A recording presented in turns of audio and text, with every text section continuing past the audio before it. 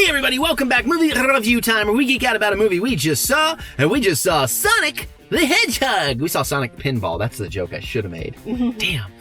This is going to be our spoiler review. We're going to talk all kinds of spoilers in this movie. We might even start right with the very end. So if you don't want any spoilers, you want to click out of this video, and you want to check out our no spoiler review. Even if you've seen the movie and you're looking for spoilers, you still want to check out our no spoiler review because it gives a better interpretation of our overall thoughts on this movie.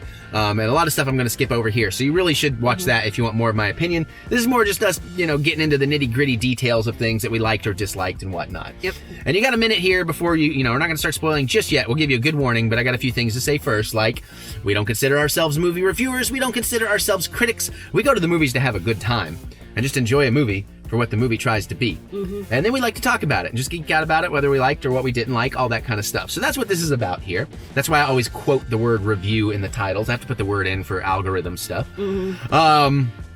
So there is that. You can get more movie reviews, more movie madness, things like that, by checking out the Stardust app where we do 30-second reviews and reactions, things like that. Or check out my Patreon where we do movie reviews, video game Let's Plays, lots of Dragon Ball Kakarot right now, fan commentaries, a lot of stuff. A lot of it's free. You can find those by looking up TheEricButts or using the links in the description below. Are you timing me? No. And although I did realize I wanted to take a moment between the last video and this video to actually look something up. Whoops. While you're talking, I'm going to look it up real quick. I'm almost done talking. Okay,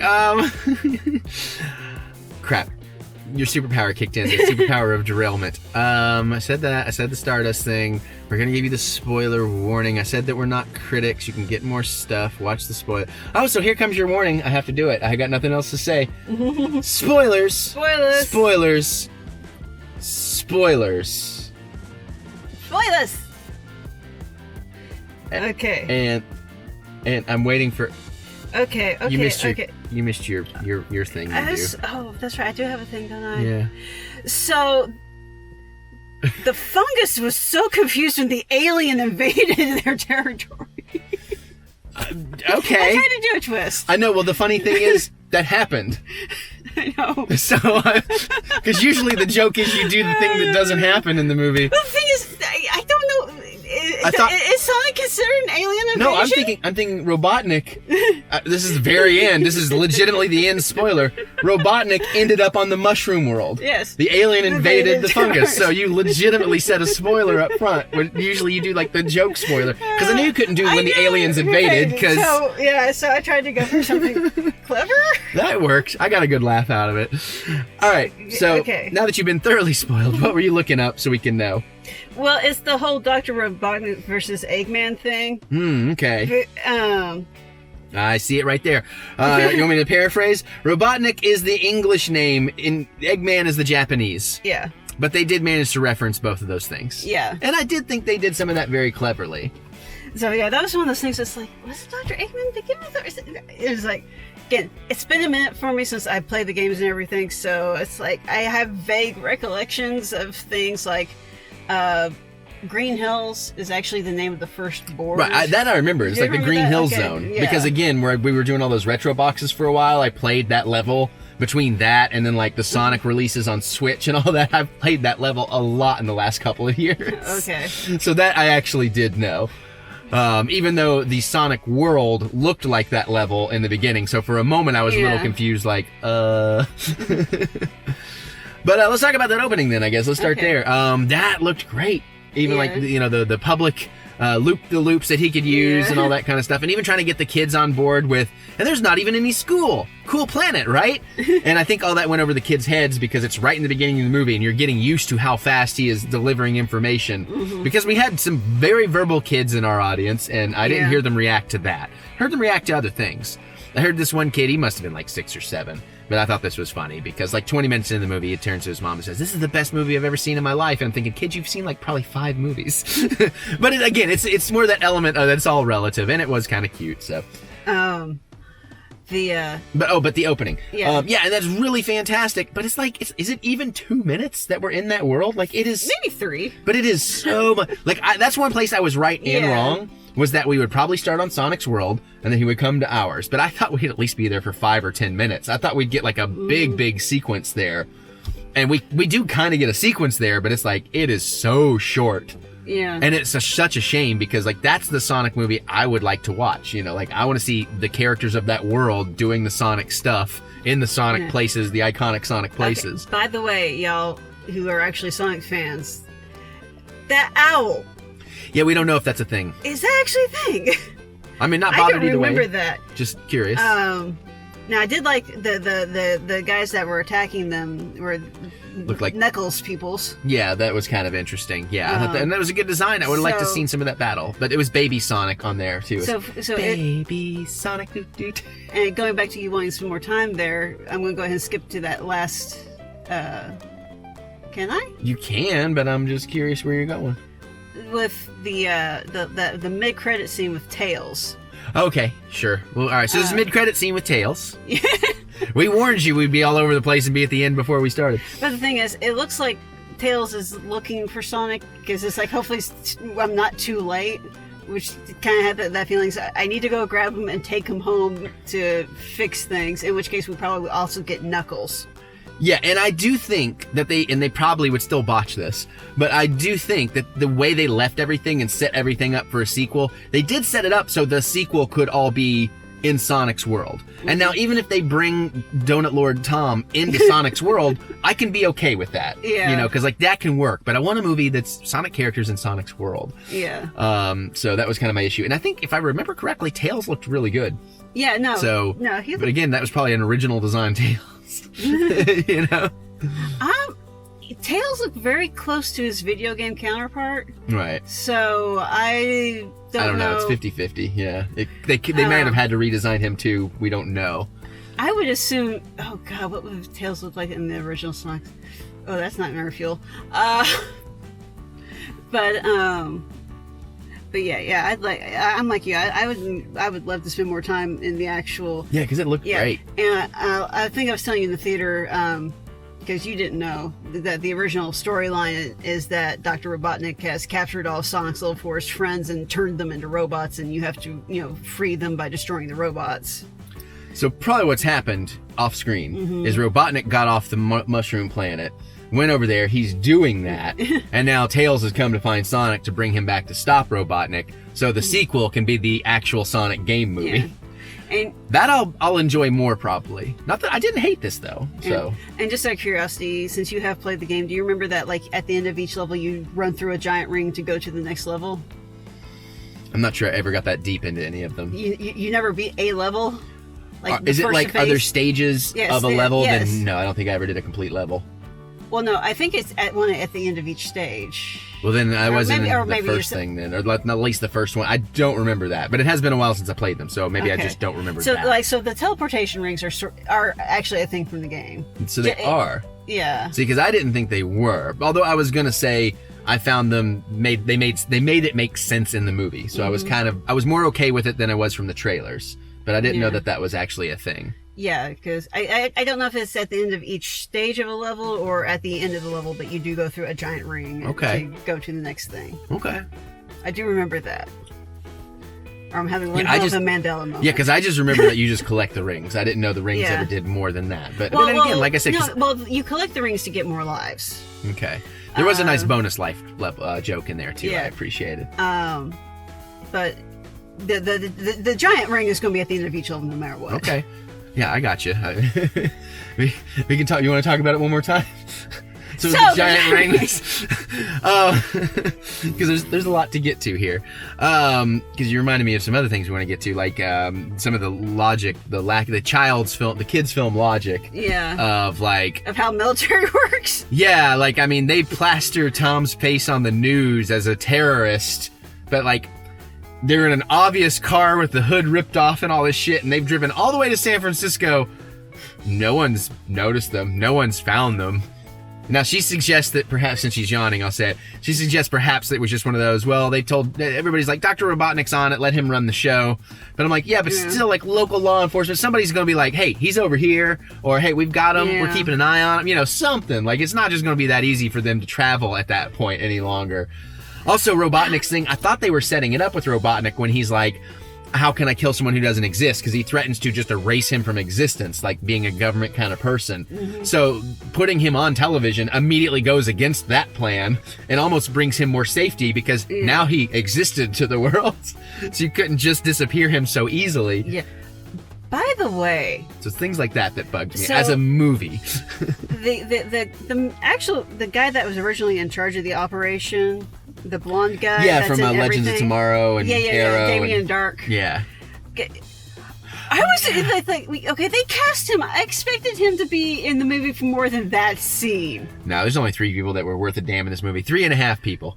But the thing is, he can chew scenery. Oh, we know He he's is great. Perfectly capable of chewing scenery. You know who else is great at chewing scenery that you probably didn't recognize, but I was like, holy frack, it's Saul Ty. He gets like one line in a 60-second scene. All the military leaders are around, and he's the one that calls Robotnik like a freak, I think. He's like, you're gonna let that freak run the show? I was like, oh my god, it's Saul Ty from Battlestar. I said frack. How can you not know I'm talking about Battlestar when I say frack? Because you could just be saying frack for frack's sake. I know. Fracking toasters. Oh no, I was racist against a fictional species. Can we do a break? All right, we'll be right back.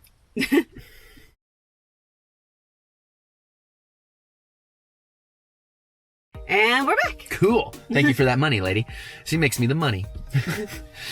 Let's see. So I know there's a lot more. There's a good chunk more still to get through here to unpack. Oh, and then of course you run into the whole physics things that you run into with any speedster. Yeah.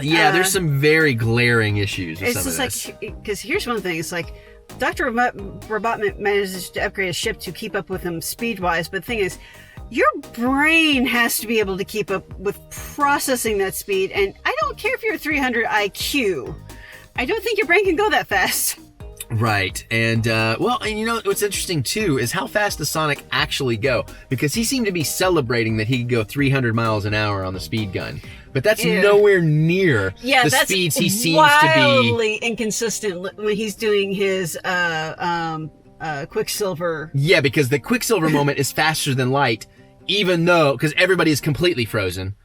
Even though somehow he takes a selfie while everybody's completely frozen because he's moving faster than light and the flash goes off. You know, so I mean, it's little things like that. Again, I don't like to be that person in a movie, but those things this time were bothering me because I wasn't engaged enough with the movie to let that stuff go. It stood out to me, so I was like... And I know some people are going to be like, why are you looking for realism in a Sonic movie? And it's like, well, I want them to stick to the rules they set up. You know, it's not that... like, pick a speed. Yeah, like, I mean, you got to stay consistent within the rules you set up in a universe. Yeah. And I hadn't thought about that he was like, yes, I hit 300 miles an hour on a speed gun. And I'm like, that is really slow, actually, for Sonic. It's like, we have race cars that'll go faster, I'm pretty sure. Yeah. He's not faster than a jet, like a commercial airliner. Because we're usually traveling 450, 500 something miles an hour in those things. So it's like, why are you celebrating 300? Yeah. The turtle scene was pretty great, though. That was great. I was waiting for the turtle to go flying. Yeah, that whole turtle scene, that was one of the great moments for sure. I really did like that. And I'm pretty sure I may say his name wrong. Was it Riz Ahmed? I'm pretty sure it was the dude from Rogue One. That was his, I think so. Who was also the villain in Venom. That was Robotnik's side piece. Yeah. Sidekick, I guess. I like he's just like, restrain yourself. Yeah, like I like their relationship. That was a neat little touch. It's just like, it's like a lot of it's just like, of course I want. You think I'm stupid? Of course I won't let it. You make them brilliantly. Yeah, whatever the line was.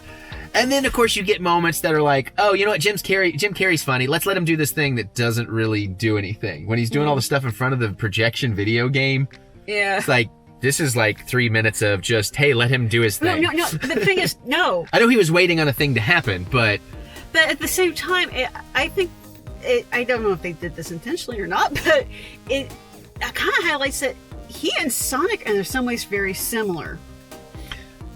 I know we talked about this, and I agree, but that was his version of Sonic running around his room doing a bunch of different things. I was just going to say, I hadn't contextualized that awesome notice that you awesome idea you picked up on of them being the same. I hadn't contextualized it to that scene, but yeah, no, that makes a lot of sense. I can go with that. It's just that they're two very lonely people. It's just that he chooses, Robotnik chooses to be alone, whereas Sonic's going like, I don't want to be alone, but I don't have much of a choice. Yeah, and there is some, they did some really good emotion with the character too, so I thought that was pretty good.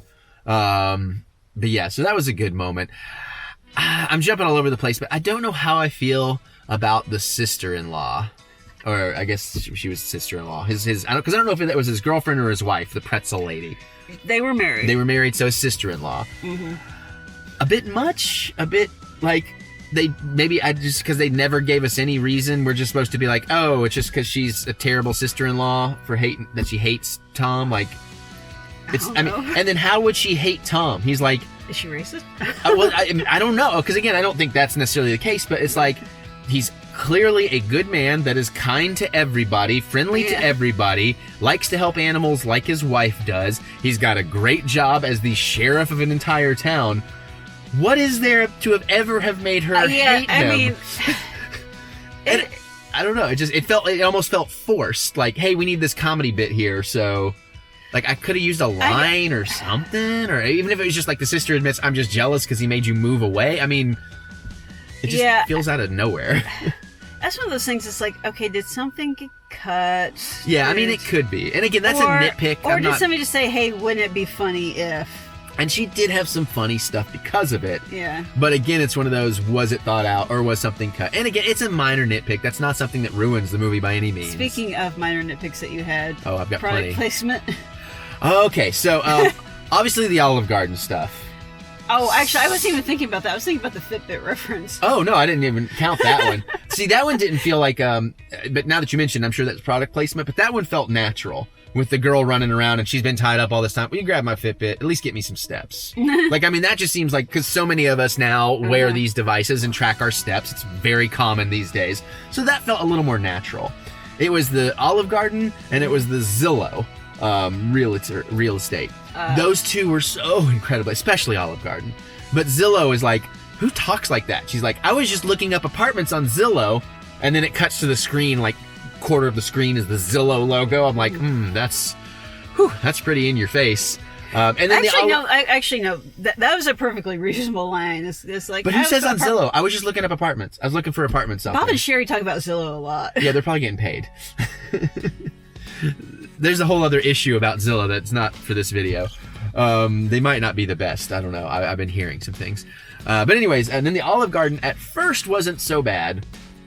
Even though it was kind of bad. It's like, I don't have any apps on my phone except the Olive Garden. Because when you're there, your family. Yeah, that was weird. That was hard. And then they doubled down on it at the end. At least the joke at the end was funny. That the military guy, like, oh, what are you gonna give us money? You're gonna give us, is a letter from the president? He's like, even better. He didn't say even better, but he said, yeah, but he gave the impression that it was something bigger, because they even make that line that, oh, you gave the impression, the way you were talking, we thought it would be something better than those things.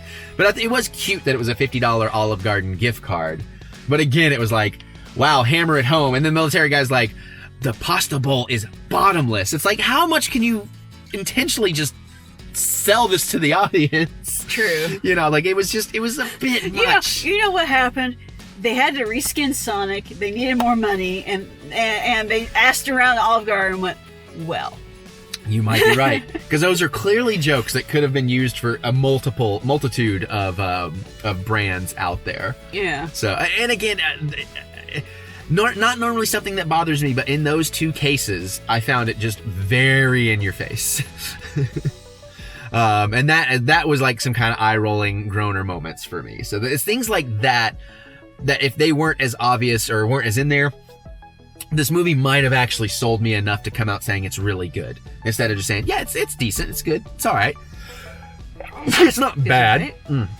Once again, keeping in mind, I'm coming at this from just a movie-going perspective. Okay. Because again, not being a huge Sonic fan in the sense that I don't know a lot about Sonic, not being a young enough kid to gloss over a lot of things. I'm that section of the audience that's, in this case, the general movie-going public. So that's why a lot of these things are bothering me more. So any other nitpicks? I'm sure. We can keep digging.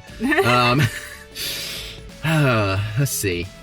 Or we can wrap it up. Well, no, I'm running through my brain to see if there's anything else really interesting. I did like the nod because pretty sure if I remember when you fight Dr. Robotnik, especially in the beginnings, that you basically just have to he shoots and then you don't get shot and then you jump on him so many times, right? Something kind of like that. Mario-like. I'm not sure I ever actually beat the game. Well, I mean, in general, like the end level bosses, that was pretty much what you did, at least in the original game. I don't really remember any of the I think so. bosses. You can let me know if I'm wrong, but I'm pretty sure. honest. I'm pretty sure that's how you would defeat them. Is you just don't get shot, and then you gotta like jump on top of them or a certain spot so often.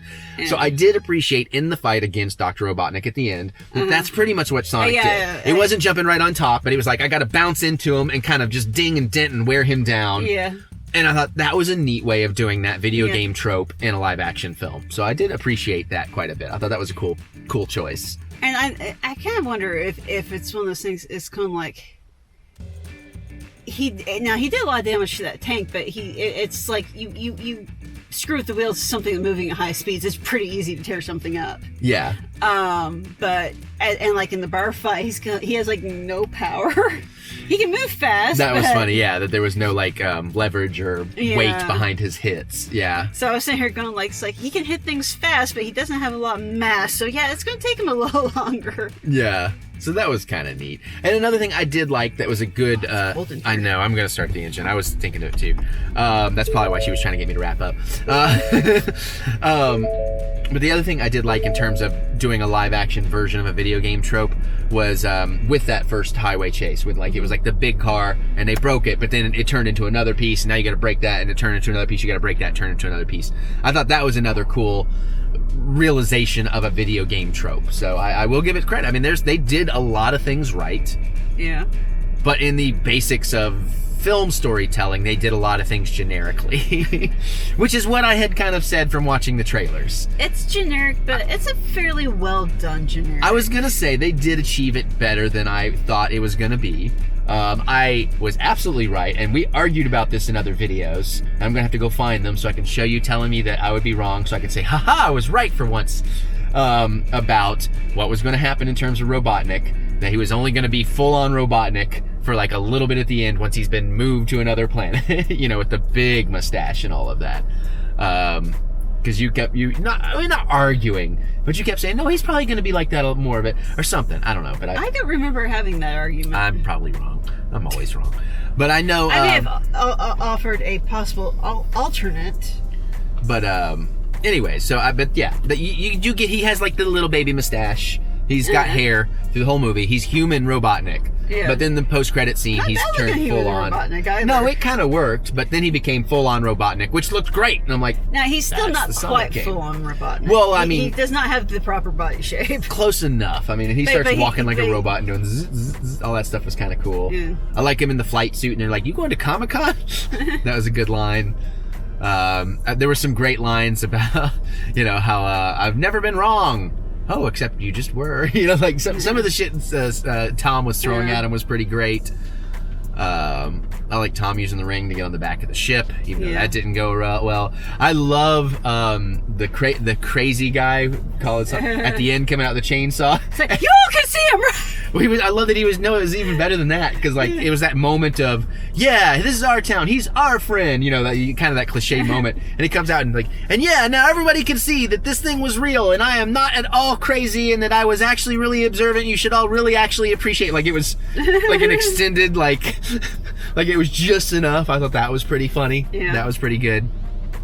I do like the deputy. The deputy was pretty cute. He looked vaguely familiar. He's one of those guys, I think, that he's just like, he looks like 3 other people we know. You know what I mean? Because he has those elements of a lot of different actors. He was a little derpy. Yeah, but he was cute. Running through. I'm running really fast.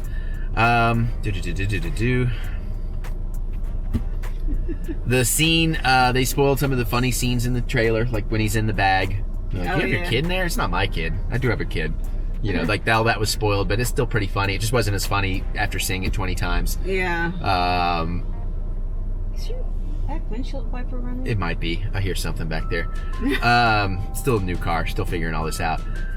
That's why I'm sitting like this, because even today I put the camera just slightly off, and as you see, if I move over here, you can see one of my backlights. But it's on the edge of the chair, and I can't put it any further over. No, okay. Anyways, you derailed again. Good job. Yeah, That's the back wiper. Okay. Yeah. How do I turn it off? Oh, right. I think that did it. Okay. Okay. Yeah, all right, fine. That's enough. Okay. So Sonic. So again, if you didn't see our no spoiler, ultimately, just real quick, like I said, your enjoyment of this movie is going to depend on what you're going to it for. If you're a young kid, you're going to love it. If you're just there for Jim Carrey, you're going to love it. If you're a Sonic super fan, you're going to love it. If you're a general movie-going public, you're going to be probably kind of like, meh, it's all right.